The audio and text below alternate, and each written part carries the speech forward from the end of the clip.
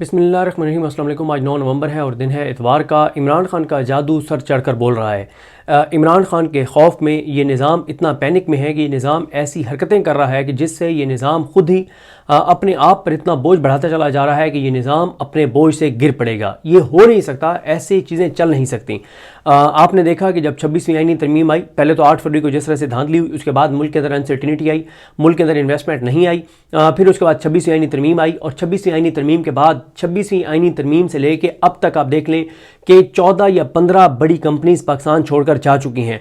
और उसकी वजह यह है कि पाकिस्तान के अंदर जो भी इन्वेस्टर है उसको इतना खौफ है कि पाकिस्तान के अंदर अगर हमारी किसी से कोई तनाज़ा हो जाता है, किसी सरकारी इदारे से तनाज़ा हो जाता है, कोई और हमारा टैक्स मैटर हो जाता है, तो पहले यह था कि चले मामला अदालत में जाएगा और टैक्स मैटर सुनने वाले तमाम जजेस जो हैं वो तकरीबन इतने अपराइट थे सुप्रीम कोर्ट में, और अगर आप इस्लामाबाद की कोर्ट में बात करें कि तसव्वुर नहीं है कि आप उनको जो है वो मैनेज कर सकें। मैं आपको यहाँ पे रुक के एक चीज़ बता दूं कि मेरी किसी से मुलाकात हुई और उनका अरबों रुपए की प्रॉपर्टी का केस था और उनका बड़ा इशू बना हुआ था। उनकी प्रॉपर्टी पे जो है वो कब्ज़ा हो गया और उन्होंने मुझे बताया कि कौन कौन सा नून लीग का बंदा था, कौन कौन सा नहीं, एक ही बंदा था नून लीग का, किस तरह से उसने उनको बुलाया और कितने पैसे उनसे मांगे। लेकिन उन्होंने कहा कि हमने जब कानूनी जंग लड़ने का फैसला किया तो उन्होंने मुझे 2 जजेस के फैसले दिखाए, एक जस्टिस तारिक महमूद जहांगीरी साहब और एक जस्टिस बाबर सत्तार साहब। उनके 2 केसेस इन 2 जजेस के सामने गए और उन दोनों जजेस ने उनके हक में फैसला दिया। दूसरी तरफ ताकत थी, पैसा था, माफियाज थे, बहुत बहुत ताकतवर लोग थे और बहुत कुछ था। दूसरी तरफ अरबों रुपए की उनको ज़मीन थी, दूसरी तरफ वो एक आम शहरी जिसके केस में जस्टिस बाबर सत्तार और जस्टिस तारिक महमूद जहांगीरी साहब ने अलग अलग केसेस में उनके हक में फैसले दिए, उनके पास कोई किसी तरह की सिफारिश नहीं थी।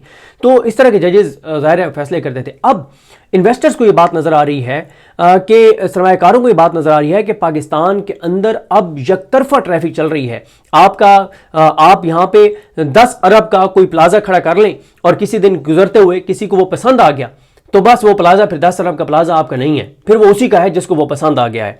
और अदालतों के अंदर सूरत हाल आप देख लें, आप आईनी बेंच के अंदर आप सूरत हाल देख लें, आप मतलब अब आप देखें ना कि जैसे मखसूस नशिस्तों का केस था, मखसूस नशिस्तों के केस में एक तरफ फैसल सदीकी साहब, सलमान अकरम राजा साहब इस तरह के वकील थे और दूसरी तरफ मैटर नहीं करता था कि कौन सा वकील है या कौन सा नहीं, क्योंकि पता था कि ये फैसला आना है।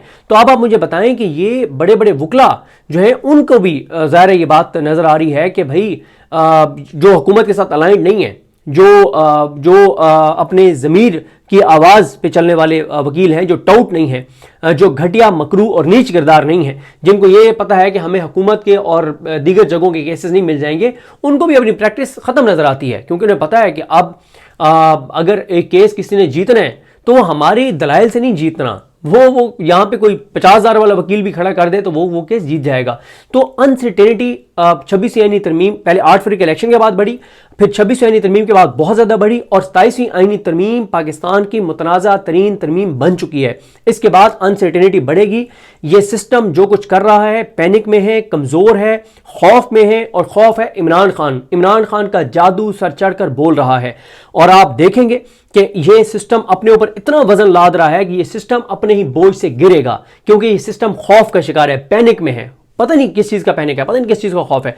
जाहिर है वो इमरान रियाज खान साहब ने दुरुस्त कहा कि इसका मतलब है कि इन्हें यकीन है कि इमरान खान आ रहा है और इसीलिए ये सारी तैयारियां हो रही है। नजम सेठी को भी आप सुन लें, वो भी यही कह रहे हैं। और मैंने पिछली वीडियो में भी आपको एक्सप्लेन किया था कि देखें इमरान खान, ये जो लोग अगर कोई समझ रहा है ना कि ये तरमीम इमरान खान के खिलाफ है, ये तरमीम इमरान खान के खिलाफ नहीं है, ये तरमीम पीटीआई के खिलाफ नहीं है, ये तरमीम पाकिस्तान और पाकिस्तान के लोगों के खिलाफ है।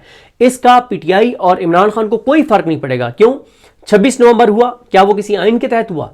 क्या उसके लिए कोई आईनी तरमीम की जरूरत थी? मुरीद के सानिया हुआ, क्या वो किसी आइन के तहत हुआ है?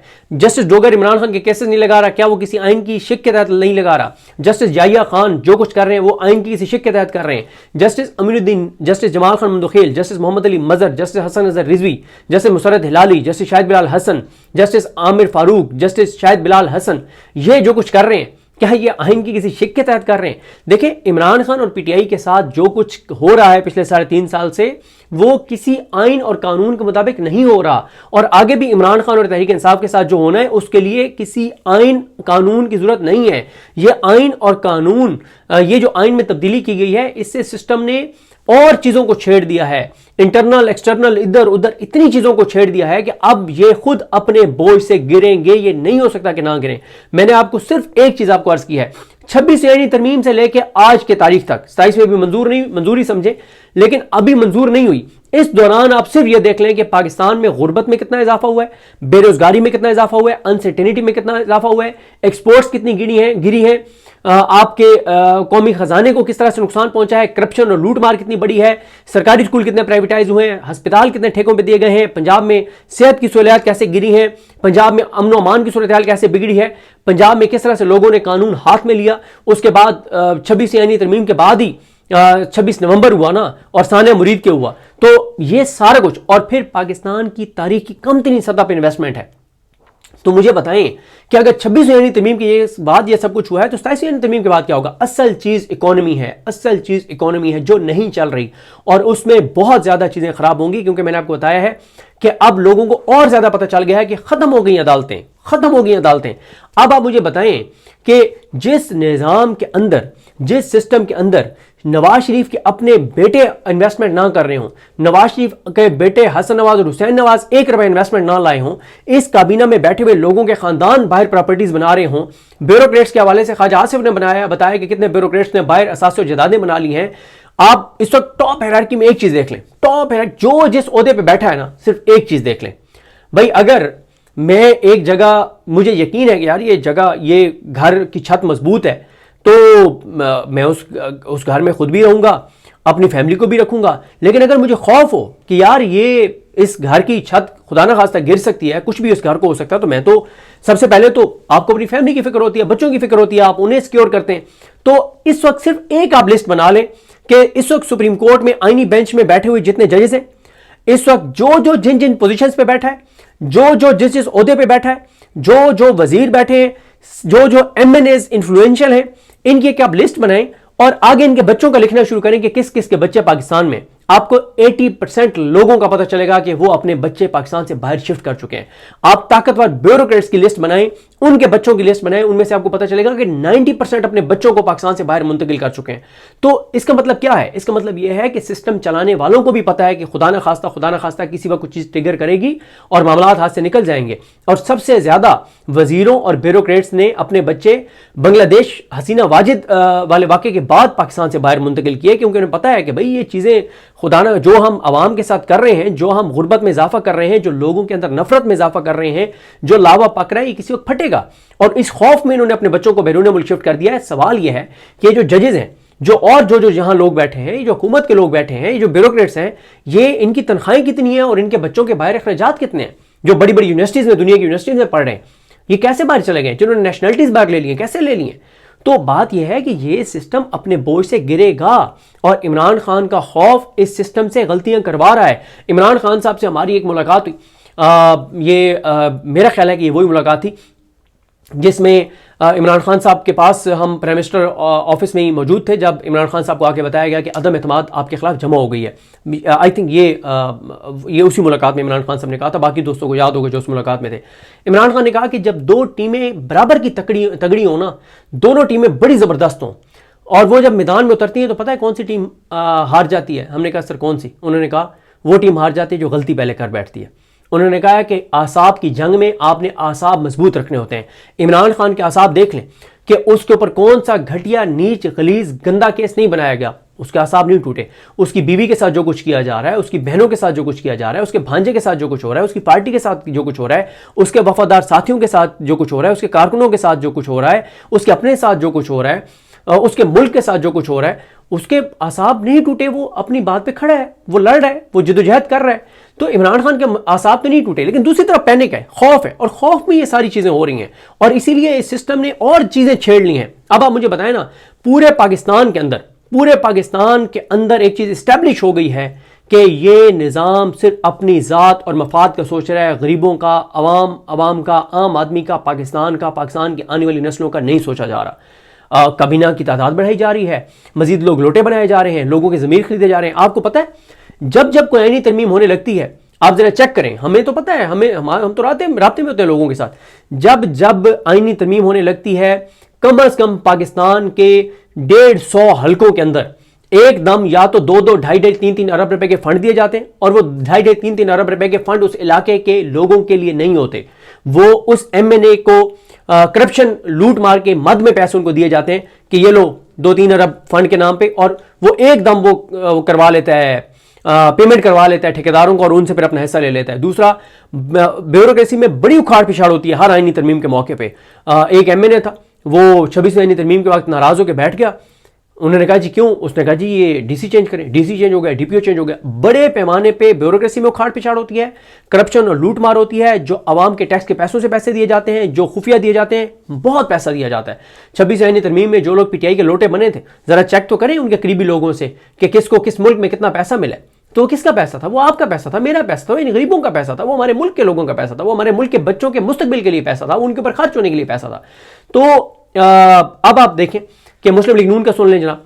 नून लीग ने कल एक तरमीम पेश कर दी कि उन्होंने कहा कि बहती गंगा में हाथ धो लो, और उन्होंने कहा जनाब कि फील्ड मार्शल साहब को अगर ताहयात इस्तिस्ना हासिल है कि वो स्याह सफ़ेद जो भी करें, उनको उनकी ज़िंदगी में कभी कोई पाकिस्तान का इदारा नहीं पूछ सकता, और उनके ऊपर कोई केस नहीं बन सकता, उनसे किसी चीज़ का नहीं पूछा जा सकता उनकी ज़िंदगी में।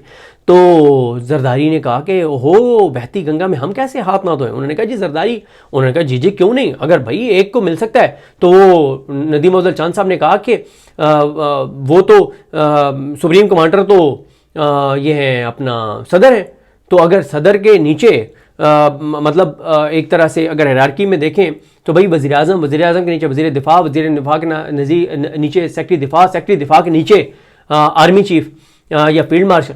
तो अगर उनको मिल सकता है ताहयात इस्तिस्ना, तो सदर को क्यों नहीं? उन्होंने कहा जी बिल्कुल, आखो दुआ खैर। हमारे वो सराइकी में हर बात पे कहते हैं, जब कोई बात तय होती है ना, वो कहते हैं आखो दुआ खैर। उन्होंने कहा आखो जी दुआ खैर, ठीक है जी, डन कर दें, डन हो गया जी। तो फिर नून लीग वालों ने कहा मियाँ साहब वो आपका भी नाम ना डाल दें, वो जरदारी साहब और बाकी सब ले रहे हैं इस तरह। उन्होंने कहा हाँ डाल दो। उन्होंने उनका नाम डाला। उसके बाद जो नून लीग पे रात गुजरी, बड़ी भारी गुजरी है नून लीग पे, क्योंकि हुआ ये कि जैसे ही ये खबर आई ना कि शहबाज शरीफ को भी इस्तिस्ना ताहयात देने का फैसला हो गया और आईनी तरमीम जमा हो गई है उसमें, तो पूरे मुल्क के अंदर नफरत आसमान को जा लगी। पहले ही एक बहुत ज़्यादा ये डिस्कस हो रहा था, और जैसे ये बात है कि शहबाज शरीफ ने भी, तो इतनी नफरत की आग ऐसे फैली पूरे मुल्क के अंदर ना, वो जैसे कहते हैं जंगल में आग की तरह फैल गई। और उसके बाद तो एक कोहराम बरपा हो गया, एक ऐसा नैरेटिव बन गया, बच्चा पाकिस्तान का कहने लग गया कि यार ये आप मुल्क के साथ क्या कर रहे हैं, कोई आपको खुदा का खौफ नहीं है, आप इस मुल्क के रहने वाले नहीं हैं, आपको इस मुल्क का एहसास नहीं है, ये आप क्या कर रहे हैं आप लोग। उसके बाद सारा मलबा पड़ गया नून लीग पे। रिपोर्ट तैयार हुई कि जनाब अच्छा खासा ये स्मूथली चीज़ें जा रही थी, 27वीं तरमीम हालांकि जा नहीं रही थी, लेकिन जब आप फंस जाते हैं ना तो किसी न किसी पे तो आपने डालना होता है मलबा। तो रिपोर्ट ये तैयार हुई कि जी चीज़ें बिल्कुल स्मूथली जा रही थी, बेहतरीन अंदाज में जा रही थी, लेकिन बेड़ा गर्क कोई नून लीग वालों का, इन्होंने एक तरमीम जमा कराई और उसके बाद तो सर बस जई तई फिर गई, और बड़ा जुल्म किया नून लीग वालों ने हम सब के साथ। उसके बाद बताया जाता है कि जो नून लीग वालों के साथ हुई, जो बताया जा रहा है शहर इक़्तिदार में, लोग कानों को हाथ लगा रहे हैं कि यार कोई अपनों के साथ ऐसा भी करता है जो कल रात नून लीग के साथ हुआ है, और जो कल रात उनके ऊपर गुजरी। बताने वाले कहते हैं कि कहा गया कि वो कहते हैं कि ज़िंदगी में हमारे साथ ये नहीं हुआ जो कल रात हमारे साथ हुआ है, सिर्फ इस बात पे कि आपने तरमीम क्यों जमा कराई। तो उसके बाद फिर आज 16 घंटे बाद शहबाज शरीफ को ट्वीट करना पड़ गया कि जनाब मुझे पता चला है कि तरमीम जमा कराई गई है, बहुत शुक्रिया, लेकिन मैं वो तरमीम वापस करने का हुक्म देता हूँ। ओहो क्या हो गया मियाँ साहब, आपने पागल और जाहिल समझा हुआ है। ये आपके टाउट्स हैं, लोग पाकिस्तान के लोग, आपके टाउट्स जाहिल होंगे, आपके टाउट्स भी जाहिल नहीं है। आपके जो टाउट्स हैं उनको भी पैसे मिलते हैं, इसलिए वो आपकी वो करते हैं, जो लफ्ज़ मुनासिब आप लोग खुद इस्तेमाल कर लें, ठीक है। मैं आपको कह रहा हूँ, सुनने वालों को, मियाँ साहब को नहीं कह रहा। तो आप लोग इस्तेमाल कर लें जो इनके टाउट्स जो इनके लिए करते हैं, ठीक है। तो उनको भी पैसे मिलते हैं, बेवकूफ़ वो भी नहीं है, अकल उनका भी है, पता उनको भी है कि वो गलत कर रहे हैं, लेकिन उनको पैसे मिलते हैं इसलिए वो कर रहे हैं। तो बात ये है कि आपको 16 घंटे बाद याद आए, खबर तो 1 मिनट में वायरल हो गई थी, पूरी दुनिया में पाकिस्तानियों तक पहुंच गई थी कि जनाब ये मुकाला भी मुंह पे मल रहे हैं, ये कालक भी ये मुंह पे मल रहे हैं। आपको 16 घंटे बाद याद आया? नहीं, 16 घंटे बाद आपको याद नहीं आया, कल रात आप लोगों पे बहुत भारी गुजरी है और फिर आप लोग कश्मकश में रहे कि क्या करें, और फिर आज आपको ये ट्वीट करना पड़ा कि जनाब नहीं मुझे पता चला है और ये वो और मैं वापस लेता हूँ। और उसकी एक वजह साकिब बशीर साहब ने वो जो किया हुआ है कि खबर लगाई गई कि जी फारूक इनायत साहब ने कहा कि अगर शहबाज शरीफ को इस्तिस्ना देंगे तो इमरान खान जेल से बाहर आ जाएगा, उसके भी केसेस खत्म हो जाएंगे। तो मतलब कि लेकिन नून लीग पे रात बड़ी भारी गुजरी है, अल्लाह ताला दुश्मन के साथ भी वो ना कराए जो रात इनके साथ हुई है। बहुत बहुत बहुत बुरी हुई है, बहुत बहुत बुरी रात गुजरी है इन बेचारों की। लेकिन खैर एक और मेरे बात में जहन आ रही है, मेरे जहन में बात आ रही है कि मैं भी कितना बेवकूफ़ हूँ। मैं कह रहा हूँ कि अल्लाह ताला दुश्मन के साथ भी ये ना करवाए, ये तो डिज़र्व यही करते हैं, इनके साथ तो बिल्कुल यही होना चाहिए, इनके साथ तो इससे बदतर होना चाहिए। इनको तो अल्लाह ताला, कल एक दोस्त ने कहा, बड़ी प्यारी बात की, हमारे एक दोस्त बैठे थे, हम रात को कहीं बैठे थे, एक दोस्त ने कहा, उसने कहा अल्लाह को पता है कि हमारी ज़िंदगियाँ कितनी हैं, लेकिन अल्लाह ताला से बस एक दुआ है कि हमें इतनी या तो जल्दी करम फरमा दे या कम से कम हमें इतनी ज़िंदगी दे दे कि 1 1.5 2 साल जब भी ये सिस्टम गिरना है और जो कुछ शरीफ ख़ानदान और जरदारी ख़ानदान और इन लोगों के साथ जो कुछ होना है, कम से कम वो हम अपनी ज़िंदगियों में इनके अपनी आंखों के साथ देखें। अल्लाह ताला हमें इतनी ज़िंदगियाँ ज़रूर दे दे कि हम अपनी आंखों के साथ देखें कि इनके साथ क्या होता है और पाकिस्तान के लोग इनके साथ क्या करते हैं। और इंशाअल्लाह वो वक्त आएगा, ये हो नहीं सकता, ऐसी चीज़ें चल नहीं सकती। देखें, मैं आपको फरहान मलिक साहब रफ्तार प्लेटफॉर्म इसके हवाले से आप इनको जानते हैं, इनको उठाया भी गया था, बड़े इनको जबर और बरबरीत का सामना भी करना पड़ा। उन्होंने बड़ा अच्छा एक ट्वीट किया, वो कहते हैं कि सेम पेज, दोताई अक्सरियत, अदालतें हाथ में, फिर ऊपर से इम्यूनिटी भी, इतना खौफ किस लिए?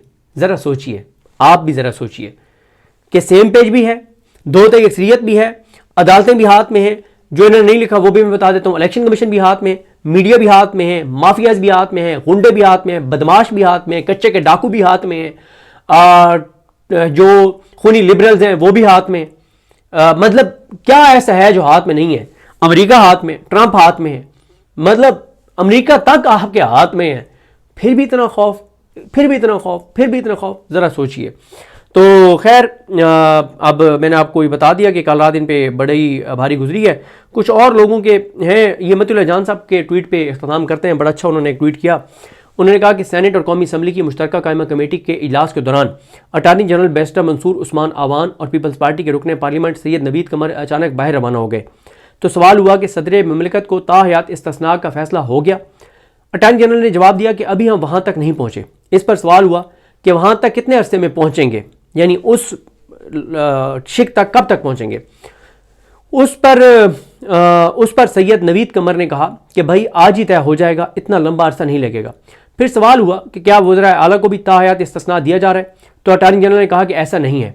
जिस पर सवाल हुआ कि क्या आखिर में CCD पंजाब को भी इस्तिस्ना दे दिया जाएगा, तो उस पर सैयद नवीद कमर रुक गए और पीछे मुड़कर हंसते हुए बोले, लगता है आखिर में ऐसा ही होगा। यानी फील्ड मार्शल साहब को इस्तिस्ना, जरदारी को इस्तिस्ना और तीसरे नंबर पे CCD को इस्तिस्ना। ज़ाहिर है CCD जो कुछ पंजाब में कर रही है, जियो के एक रिपोर्टर को आपने सुना, उन्होंने जो गुफ्तगू की है, तो उसके बाद वाकई CCD वाले भी कह रहे हैं और CCD वालों को भी दें और ये टाउट्स जो है इनको भी बेचारों को कोई चीज़ दें ताकि ये भी ताहयात कोई ना कोई चीज़ इनको मिलती रहे। क्योंकि आगे तो जब ये निज़ाम गिरेगा तो इनमें से कोई भी पाकिस्तान में तो नहीं रह सकेगा। इनके लिए कोई नेशनलिटीज़ का ऐलान करें, इनके लिए कोई बाहर कोई ना कोई इनके लिए चीज़ करें। भाई अगर आप सारे इतना खा रहे हैं तो इन बेचारों टाउट्स का क्या कसूर है? जो प्रोमिनेंट 20-25 टाउट्स हैं, जो सबसे ज़्यादा जिन्होंने ज़िल्लत कमाई है, जो आज किसी पब्लिक प्लेस में बैठ के चाय नहीं पी सकते, कि उन बेचारों को मतलब कोई ना कोई तो उनके लिए करे ना, कि उनको भी दुनिया के किसी ऐसे मुल्क में जहाँ पे ओवरसीज़ पाकिस्तानी ना होने के बराबर हों, वहाँ पे उनको कुछ फैसिलिटेट करें। तो बहरहाल जी देखते हैं चीज़ें कैसे आगे बढ़ती हैं। इमरान खान का जादू सर चढ़ कर बोल रहा है और नून लीग ने अपना थूका हुआ चाटा है और ये वापस ले लिया इस्तिस्ना वाला, शहबाज शरीफ वाला मामला। अब देखते हैं चीज़ें कैसे आगे बढ़ती हैं। मुझे अपनी दुआ में याद रखें। अल्लाह हम सबका हामी नसर। अल्लाह हाफ़िज़।